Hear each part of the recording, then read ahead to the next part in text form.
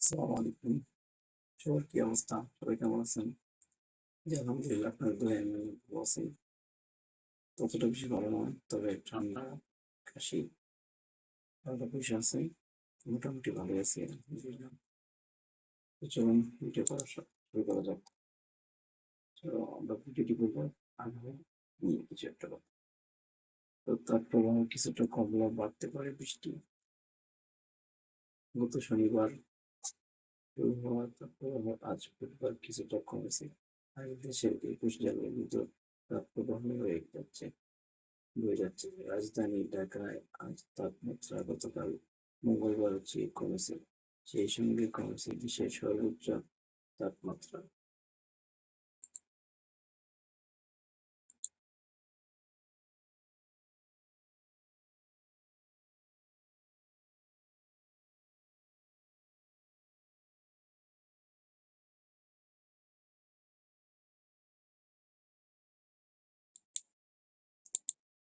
আবহাওয়া অধিদপ্তর সূত্র বলেছে, আগামীকাল বৃহস্পতিবার তাপমাত্রা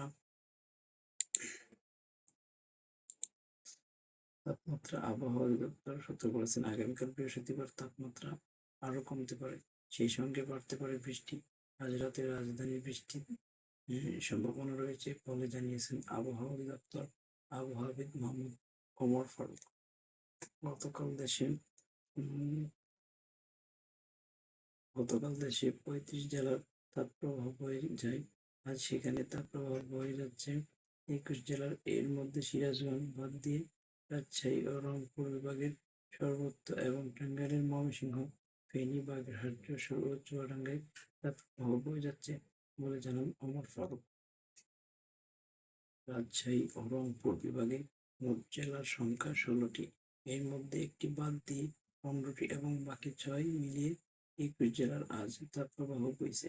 আজ দেশের সর্বোচ্চ তাপমাত্রা রেকর্ড করা হয়েছে রাজশাহীতে ৩৭ ডিগ্রি সেলসিয়াস। গতকাল দেশের সর্বোচ্চ তাপমাত্রা রেকর্ড করা হয় নীলফামারীর হিমালয় ৩৮ ডিগ্রি সেলসিয়াস। দেশের সর্বোচ্চ তাপমাত্রার মতো আজ রাজধানীর তাপমাত্রা কমে। আজ রাজধানীর তাপমাত্রা রেকর্ড করা হয়েছে ৩৫.৬ ডিগ্রি সেলসিয়াস। গতকাল এই তাপমাত্রা ছিল ৩৬.৮ ডিগ্রি সেলসিয়াস। অর্থাৎ একদিনের ব্যবধানে তাপমাত্রা ১ ডিগ্রি সেলসিয়াস বেশি কমে গেছে। তাপমাত্রা ৩৬ থেকে ৩৭.৯ ডিগ্রি সেলসিয়াস পর্যন্ত থাকলে তাকে মৃদু তাপপ্রবাহ বলা হয়। তাপমাত্রা ৩৬ থেকে ৩৯.৯ ডিগ্রি সেলসিয়াস হলে মাঝারি তাপপ্রবাহ। তাপমাত্রা ৪০ থেকে ৪১.৯ ডিগ্রি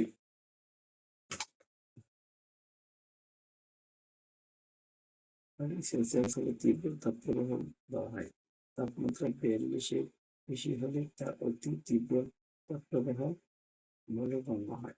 গতকাল এর আগের দিন দেশের কিছু কিছু এলাকায় মাঝারি তাপপ্রবাহে রয়ে যায়। আজ তাপমাত্রা এতটা বাড়েনি কোথাও।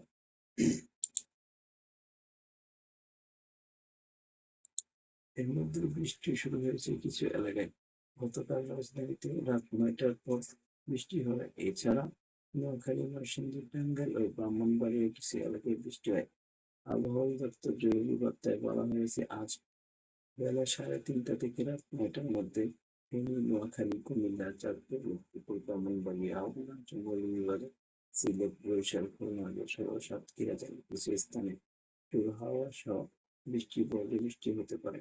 আগামীকাল বৃষ্টি পড়তে পারে বলে জানিয়েছেন আবহাওয়াবিদ ওমর ফারুক। তিনি বলেন, আজ রাতে রাজধানীতে বৃষ্টির সম্ভাবনা আছে। আগামীকাল দেশের কয়েকটি স্থানে বৃষ্টি হতে পারে আর তাতে তাপমাত্রা আরো কমে আসতে পারে। আসসালামু আলাইকুম, সবাই ভালো থাকবেন। নেক্সট অন্য কোনো ভিডিওতে কথা হবে। আল্লাহ হাফেজ।